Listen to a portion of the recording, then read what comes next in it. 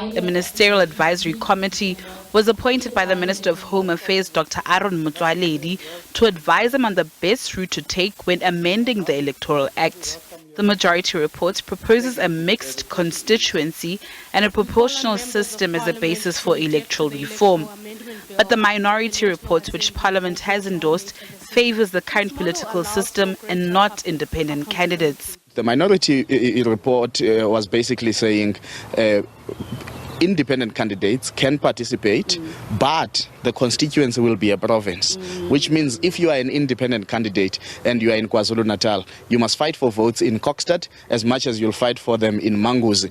Already that becomes unworkable because independent candidates, first of all, their war chest to fight the election will be much more smaller compared to, to political parties. The other part was around this issue of signatures, the threshold. What would it take for independent candidates? It was just too high. The court gave Parliament till June of this year to amend the Act, but further granted it an extension to finalize the bill by the end of December.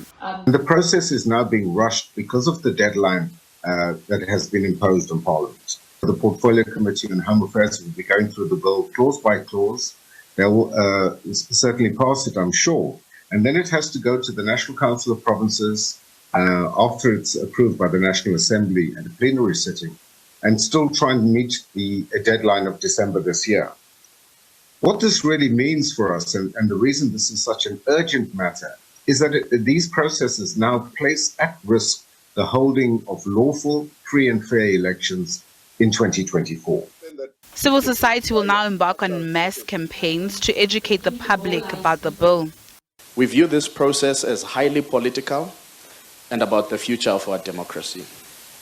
This is a once-in-a-lifetime opportunity, and we should not allow politicians to define the nature of reforms necessary to make for a more robust electoral system. Natasha Piri, SABC News, Johannesburg.